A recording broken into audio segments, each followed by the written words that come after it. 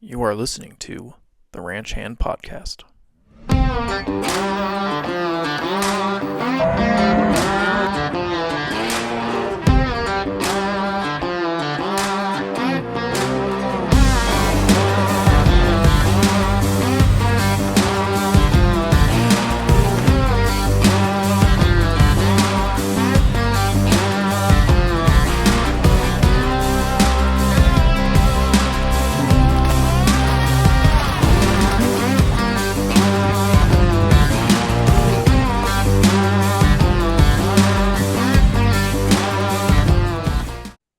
Okay, did this work? Can you Yeah, hear me? yes. How are you? Good. How are you, Noah? I'm good. I don't know if I've actually ever sat down and had a conversation with you before, so this will be kind of fun. Yeah, I'm excited. I guess I should start off by saying Joelle says hi. That was what I was supposed to say on her part. Um, but yeah, so I think the format of this, we'll just kind of talk about what got you into like horses and things around that field, and then we can kind of just progress, I guess, through education and stuff as we go. But yeah, so did you from a young age, was horses kind of like your thing? Yeah, my mom actually tells a story of when I was like really little, like two, she would sing this little song of like, oh, like we're going down the lane to visit grandma's house and cross the bridge to see the little, and then she'd pause and you could shout like, oh, the dog or the cat or the sheep or the cow or the horse. And she said, I always yelled horse. Um, And I honestly don't know where it came from or why I have always liked horses, but I just always have. I've always just really loved horses and felt really drawn to them. My parents aren't horse people at all. So I've just kind of figured it out on my own. They didn't know what to do with me. They just kind of said, well, you like horses, but sorry, we can't help you with that. And so I had to figure it out. Yeah.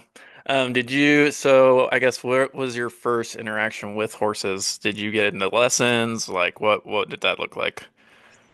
Yeah, so when I was little, like 4 or 5, my parents had some friends that had a big Arabian ranch. We lived in Arizona till I was 7, and they let me go and do lessons like once, maybe twice. I got to go and ride a horse there, but we didn't have a lot of money, and so Mhm. that was it. I got to go and ride the horses once or twice. And then I remember we were living in like the little suburbs of like Tucson, Arizona, just like as far away from the country as you could get. But somehow behind our like 6 foot retaining wall or whatever, there was a house that had some horses occasionally. And I would like climb this 6 foot wall as like a 4 or 5 year old to like sit on the wall and watch the horses. But that was the extent of it. And then we moved to Utah when I was 7, moved to a little bit more rural area. And then as I was growing up, I just like I memorized all the horses in my town. I knew where all of them were. I tried to figure out who owned which horses. I gave them all their own names. And then as I got older, I started like meeting some of the people that owned the horses and offering some help and just learning as much as I could. Okay. So you started out pretty, it sounded like mucking stalls almost and just kind of doing that, whatever you could to be around them. It wasn't necessarily you started with lessons or anything. No, yeah, no, because we couldn't really afford lessons or to like pay anyone to like teach me things. My parents didn't weren't able to buy me a horse. So it was when I was about 14 or 15. One of my friends, she knew a lady on the other side of town who just kind of like collected horses. We called it a rescue ranch, but Hmm. really she just like old ladies would buy these young half Arabs and then the horse would be too much for them and then the horse would pick up bad habits and then they wouldn't be able to handle them so they'd just send them to this lady and she'd take them and rescue them. And so I would go over and she had probably like 40 horses Oh and wow. she and her husband didn't have much money and they had a couple kids. And so we would go and we would muck stalls in exchange for exercising their horses. So it was basically double free labor, but in our minds it was, oh, I'm getting to ride a horse for free in exchange for mucking stalls. But really for her, it's, oh, sweet, somebody's coming and they're cleaning my stalls and they're riding my horses for me. That's great. Yeah, that's a double whammy right there. Yeah. But But as okay. a 14-year-old, it was the best thing in the world. Yeah, no, I mean that makes sense. That's cool. So I guess how long were you there? Like how long did you work just mucking stalls and just trying to work with horses there at the Yeah, I did rescue that. ranch? Yeah, I did that from when I was about 14 until I left on my mission until I was about 19. Well, actually, no, because I did a year of school before that. So from 14 to 18, roughly. Okay. And every summer I would pick a horse and take it home for the summer and like foster it. Um, and I would just watch YouTube videos from like Clinton Anderson, Warwick Schiller, all the horse trainers, and see stuff on YouTube videos, and then go in my pasture at home and try it on the horse. Okay. One thing my parents did do for me when we moved to Utah is they bought a place with just a little bit of land, and so that's where I was able to keep the horses in the summer. Okay. But yeah, so I did that from 14 to 18. Wow. So you're self-taught. YouTube is really a good resource. Oh yeah. Oh yeah, YouTube is extremely helpful. That's good. Maybe I should start doing that because Joelle makes fun of me whenever I get on a horse because she doesn't. She's like, "You look so good, like working and stuff like that." But the minute you get on the horse, you get less attractive when we start riding.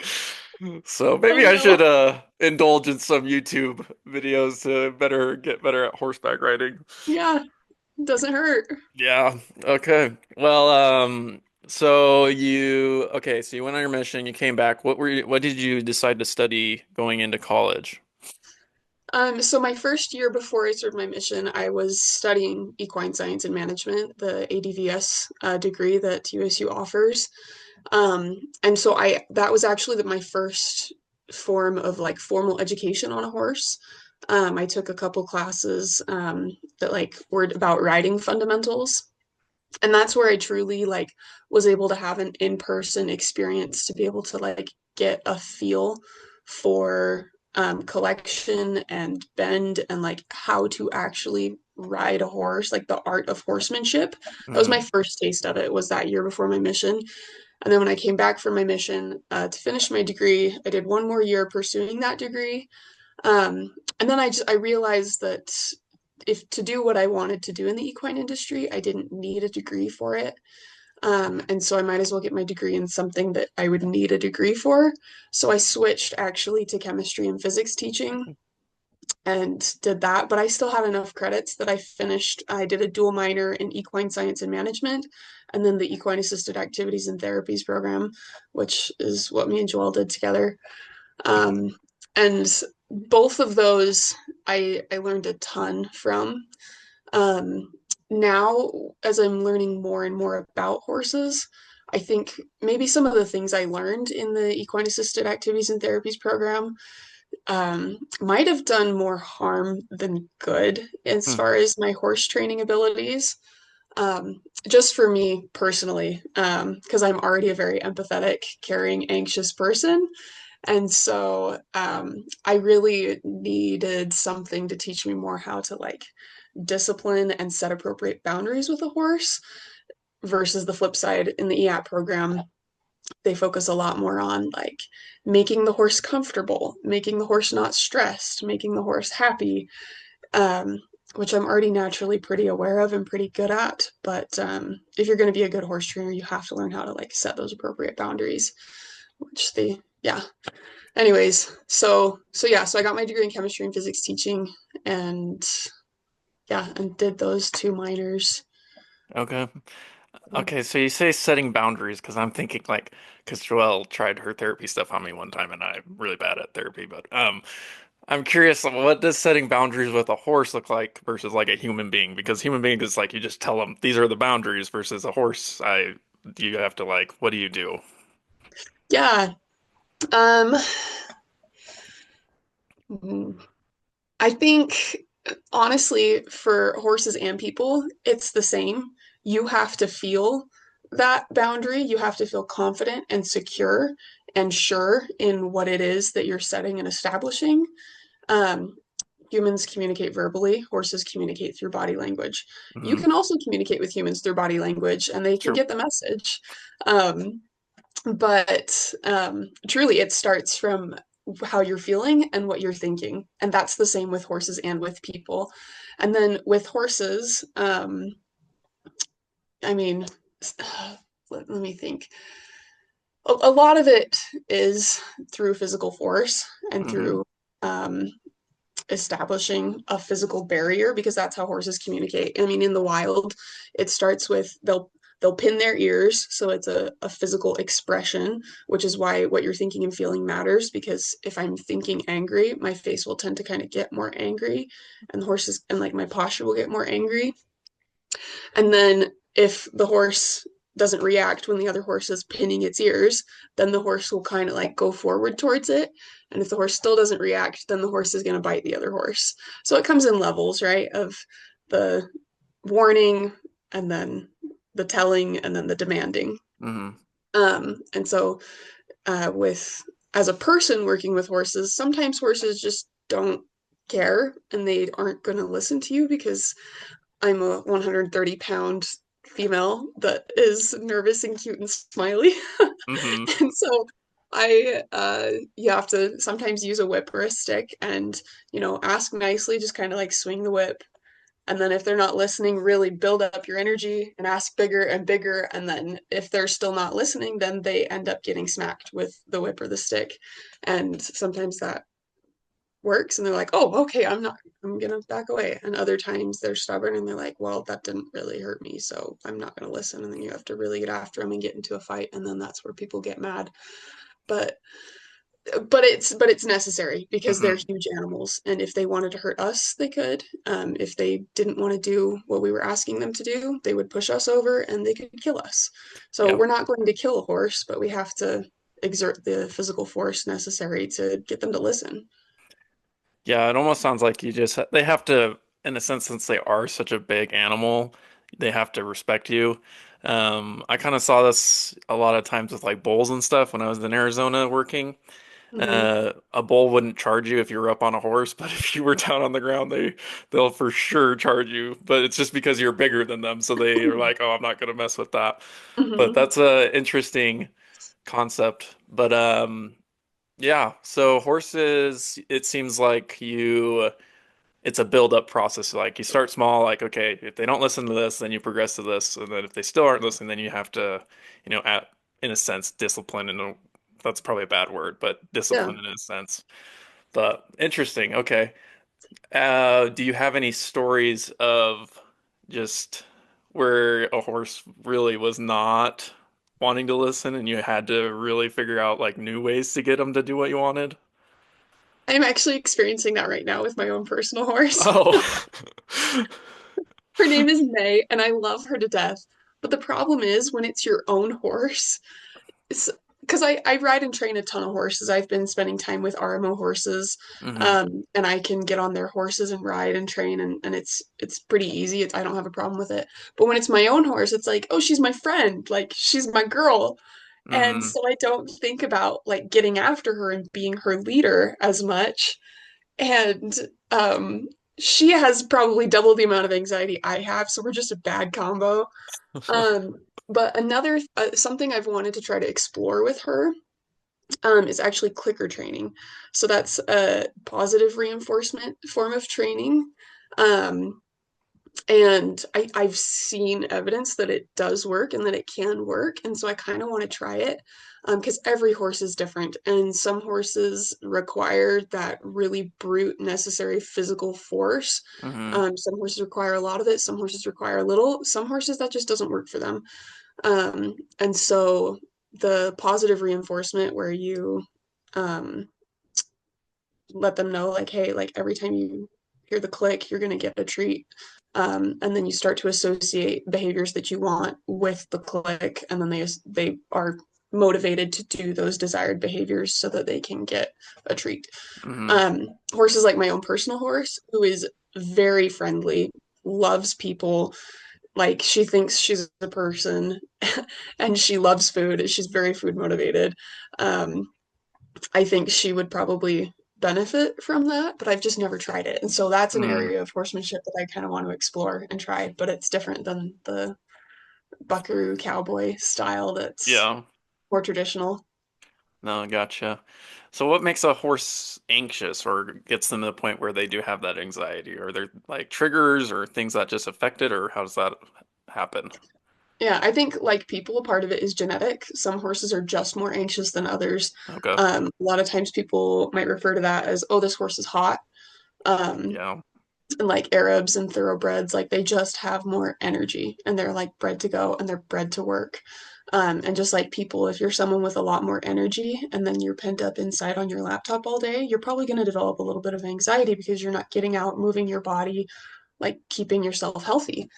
Um, and yeah, you'll notice that in horses. Some horses are just naturally more like chill. Like they're Hmm. just good doing nothing all day and they're going to be happy. And other horses, they need something to do. Kind of like dogs, like a Yeah. work dog like a Labrador or a German Shorthair or a Border Collie is going to have a lot more energy and a capacity for a lot more anxiety than like a Bernese Mountain Dog or I don't know, whatever those bigger, chiller breeds are. I Hmm. Most of my life is filled with things that want to do more things and have anxiety. Yeah. But I think part of it too, as far as like behavior and triggers, if a horse feels alone, it's gonna feel stressed and anxious. If a horse doesn't feel like it has a leader, like like if I'm riding the horse and I am not being confident and I'm being nervous, then the horse assumes that it should be nervous and that it's going to have to take the lead because there's not somebody around that can watch out for danger for it. Like it's got Hmm. to be in charge.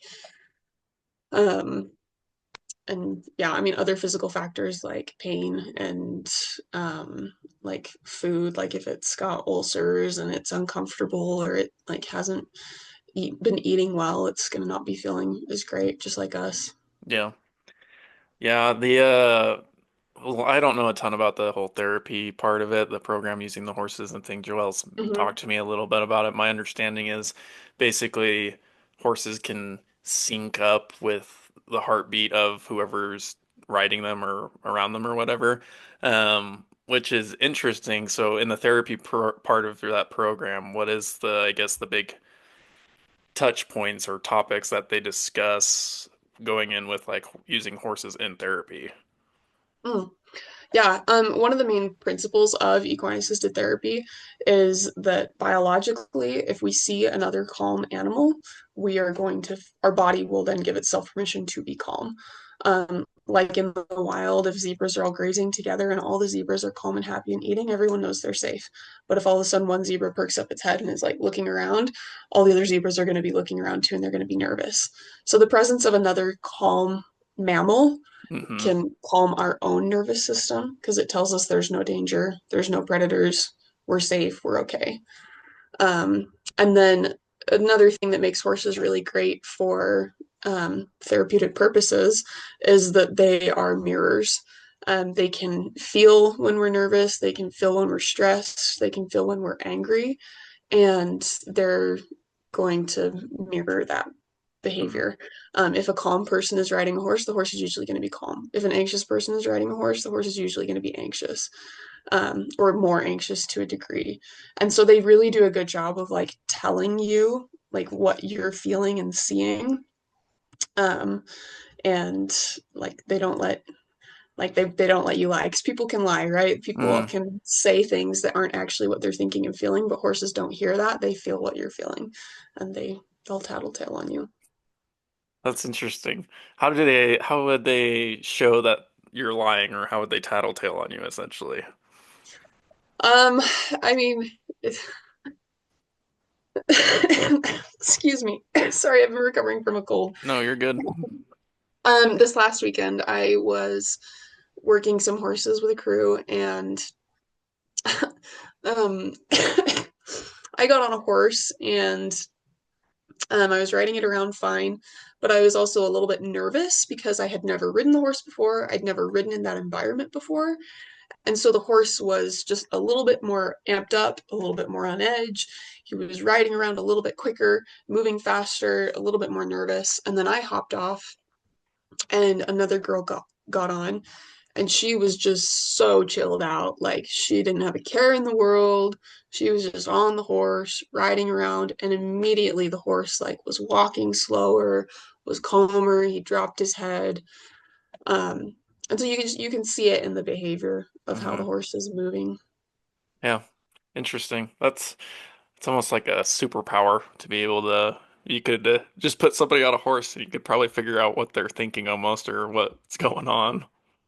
Yeah, or like their confidence level, I think, is really what it shows. Oh, true. Someone that's confident and calm is going to create a calm, secure horse. Someone that's nervous and insecure is going to create an antsy, nervous horse. Hmm.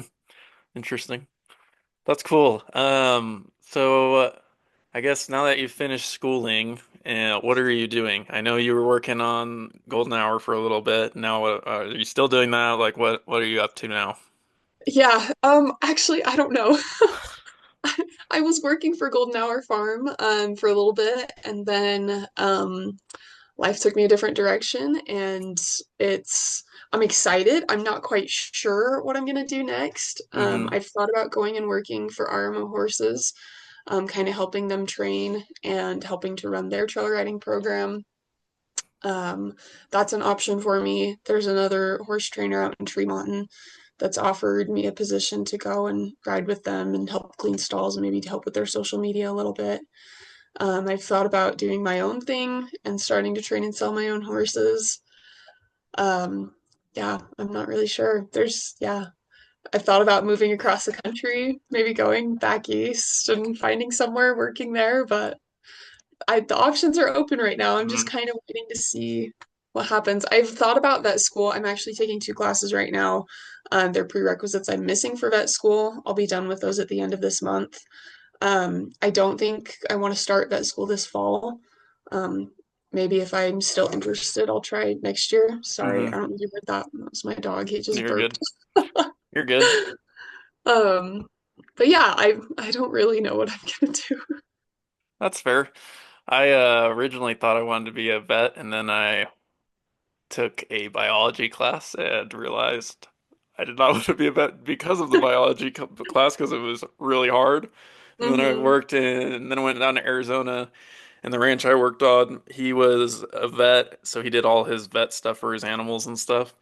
And I thought it was cool, but at the same time, I'm like, yeah, I don't want to do the schooling. That's a lot of schooling, and it's really hard to get into vet school, which sucks, Hmm. but it would be cool to be able to have that skill because then you could do your own vet work and it'd probably save you a lot of money in the long haul. Yeah, So, yeah. But you just have to ask, is the stress and anxiety of vet school worth it? well, yeah, I mean, I don't Dang. remember where I heard this, but somebody said it's harder to get into vet school than it is to med school That's what I heard too. because they just keep it so tight. I don't know. They keep it pretty small, so it's I don't know. Whoever gets in, it's impressive, and maybe that's the route you need to go, and that'd be great because vet school would be cool. Yeah, But saving um, the planet by air. yeah, well, that's good. I mean, you have those times in life where you do that. You mentioned social media, so how have you built up your social media, like I guess marketing for yourself? And used it to your benefit and used social media in that way. Yeah, so it actually started when I was in college. I started a business with a friend. Well, a friend started a business and then invited me to join. And I was like, hey, like I'm pretty sure I could do the social media for this and I could do pretty well. And he was like, okay, like by all means, take it and run. We were training and selling horses together, Hmm. and I grew our social media account from 0 to 100,000 followers on Instagram in like less than 6 months. Um, and I think I just have a real knack for seeing um, things like from a pretty angle, from an interesting angle, from knowing like how long to make the video, how short to make it, in a way that tells the beautiful story of riding horses and how much Hmm. fun that lifestyle and that hobby is. So after I did that with the friend, we ended up parting ways after a year or so, and I still liked making videos and I wanted to have a place to put the videos. So I just made my own private Instagram account. well, not private, like public, Hmm. but under my own name, where I could like post the videos that I was making when I would go and ride horses. And then that account naturally grew as well. And so through that, I think people just kind of see that on Instagram and maybe think I'm cool. And so then they want to involve me in what they're doing, and so I get to meet a lot of cool people Hmm. just because I share what I do online. Yeah. So Well, I think that's the thing with social media now. You can look into people's lives, or, I think the big craze right now is a lot of people like the thought of, the farm life or the ranch life or whatever. And so I think it draws an audience for sure because they're wanting to experience it, but not necessarily live it themselves. I don't know. It's like social media allows you to be like a part of somebody's life, but not in it as well. yeah, So. oh, But for yeah, sure. we could definitely talk about a lot of things. I would have a lot of questions about how I could help boost my social media because with this podcast and things like that, I got to figure out how to do that. Um, but yeah, we could definitely end up talking about that for a while, probably. Um, but Well, so since it is by yourself now, and how do you network? Like, how do you meet people and things like that? Obviously, it's through social media, but how is that working? yeah, I just kind of share what I'm doing. If I'm looking for a job, like I post about it. I um if I see something or someone that I think is cool and I want to connect with, and I think that we would get along and their values align with my values, I'll like reach out to them. Um, I think something else that helps is that I sacrifice a lot. I'm willing to share a lot of my life with other people. And so, like, if people want to go for a horseback ride or like travel somewhere and meet at some random location and go for a big horseback ride and spend a weekend together and we haven't even met each other, I'll go and I'll do that. And Hmm. I'll I'm kind, I care about other people, I'm interested in other people, and so then people feel cared about and we're able to build that connection. Um, but honestly, like most of what I do isn't necessarily business related, it's more people related. Like I care about people and I care about the community and I care about the Western way of life. And I think there's a lot of other people out there that feel the same.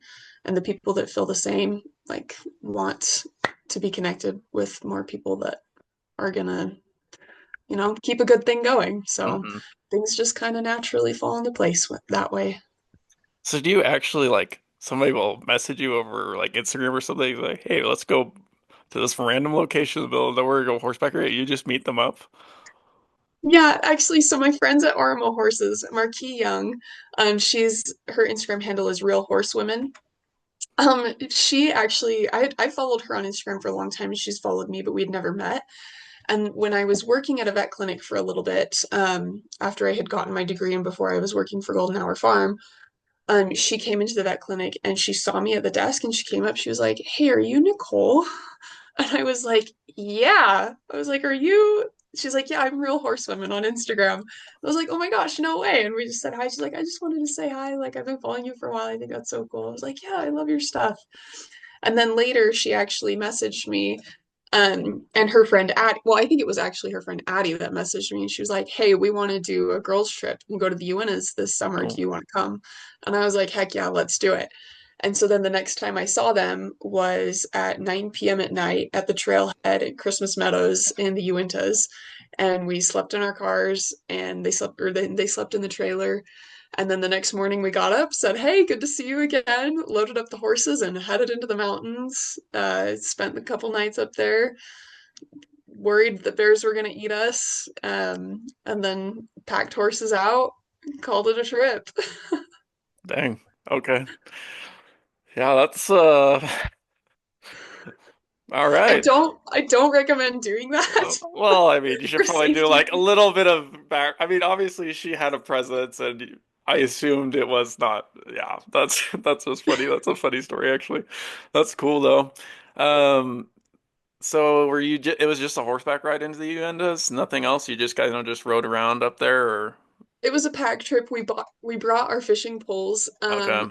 but everything that could have gone wrong went wrong on that trip. Oh. Um, but I think because we're all pretty strong, capable girls, we survived.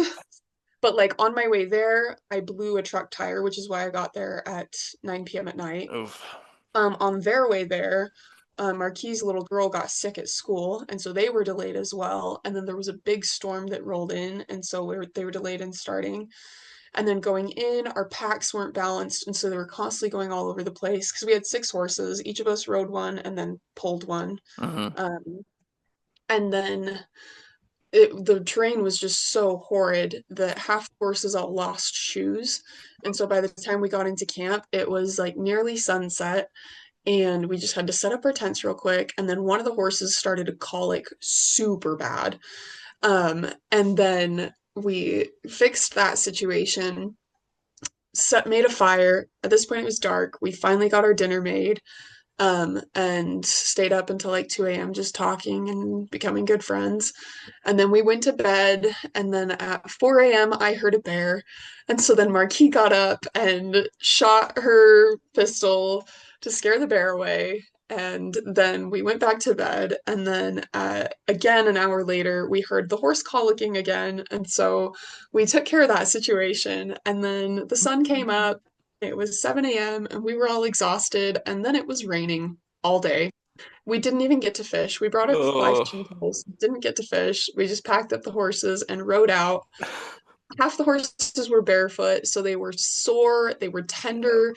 And then on the way out, one of the horses got tangled up in a branch and exploded. Like his pack went left and right, and the horse went bucking down the trail. We thought we were never going to see it again. But fortunately, as we were riding out, we heard it whinny from like another ridge over. And so Marquis rode over and found it and then pulled it back, and we got its pack all put together and hauled it out. But man, that was, oh, and that first night too that we slept at the trailhead, I had a mouse in my truck that fell on my head and then was running around. So it was a nightmare and a half, but it was fun. I'd do it again. Oh, that's freaking funny, actually. Oh my gosh. That reminds me of my dad and I went up to Wind Rivers and I remember we were hiking back down and we had been up there for like 3 or 4 days and we were we were just done because we'd been hiking like thousands of feet up and down, so we were pretty tired. Uh-huh. And these guys come hiking in these like short shorts, these little tiny packs, and they just come strolling past us, and then they have like a train of like these mules just carrying all their food in tents and stuff. And my dad and I were just so pissed because we were like sitting there with our packs, and we're like, we hate you so much right now. But yeah, well, if you want to do some good fly fishing, I would recommend going to Wind Rivers actually because they have some lakes.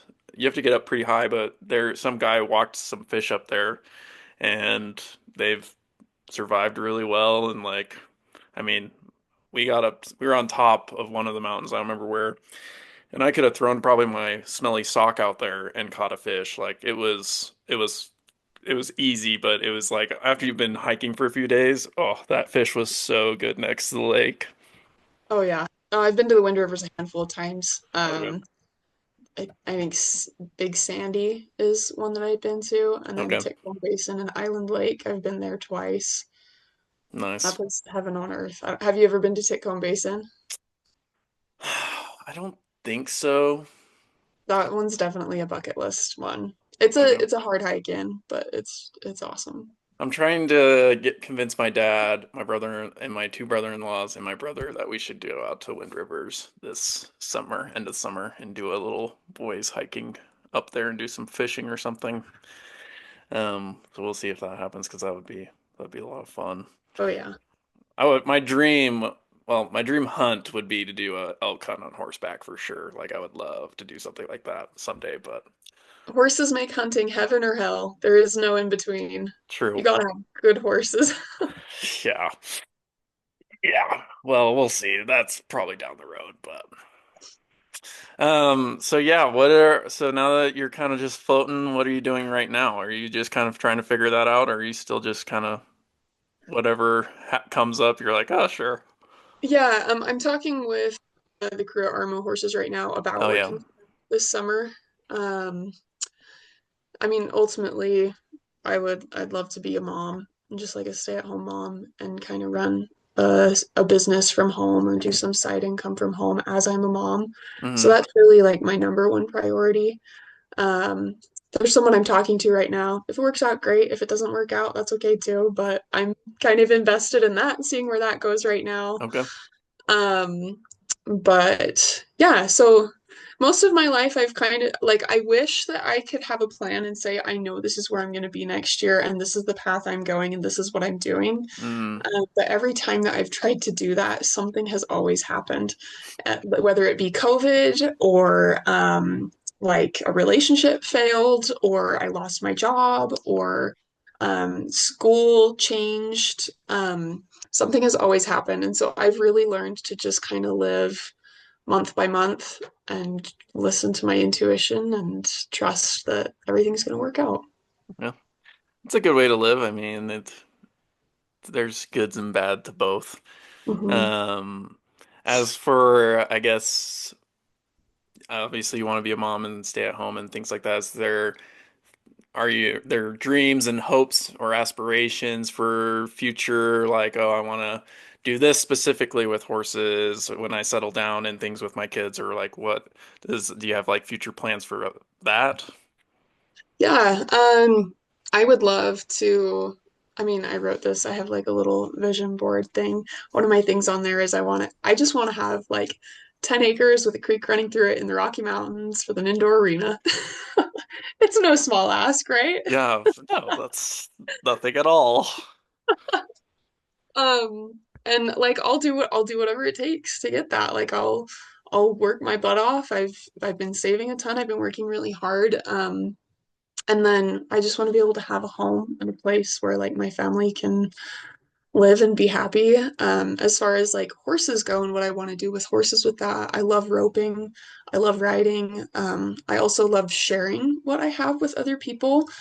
Growing up, the dream was always to be able to have a facility where I could teach lessons and help other people learn how to ride horses and be the person I wished that I had when I was younger.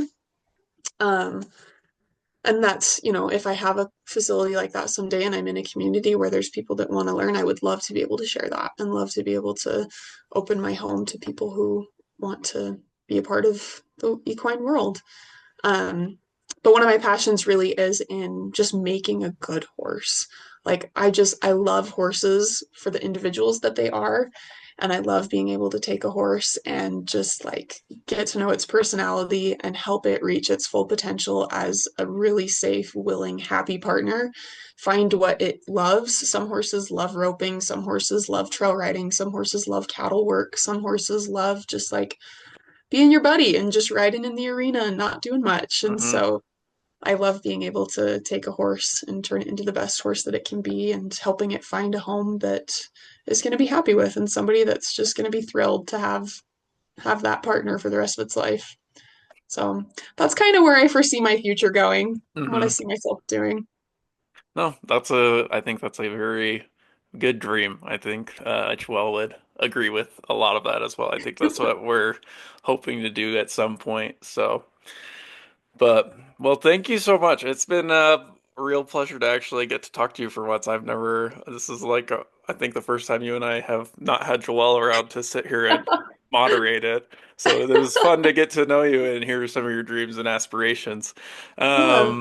If people want to follow or see your videos, where should they go? What's your information?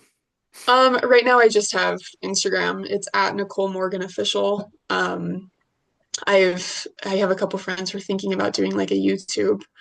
Okay. Um, but yeah, like you can message me on Instagram too, and I'll usually respond.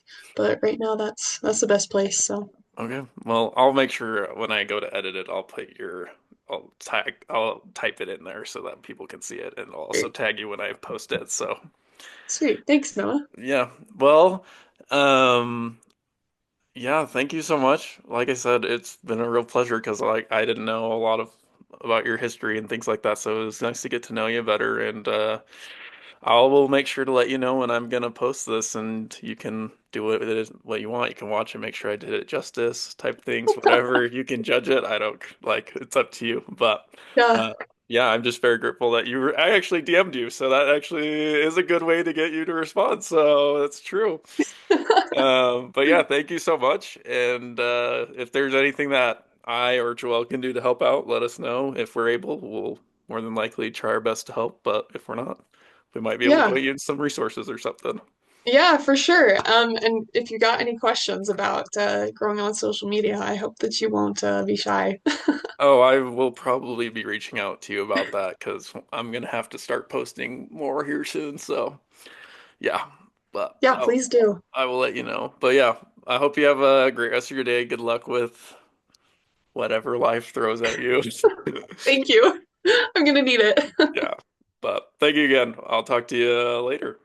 Okay, thanks, Noah. Thanks for having me. Yep. Bye. Bye-bye. Thank you for watching or listening to this show. If you're enjoying the show, please like, subscribe, and even share with a friend. And we will see you next time on the Ranch Hand Show, where we will continue to grow our plans.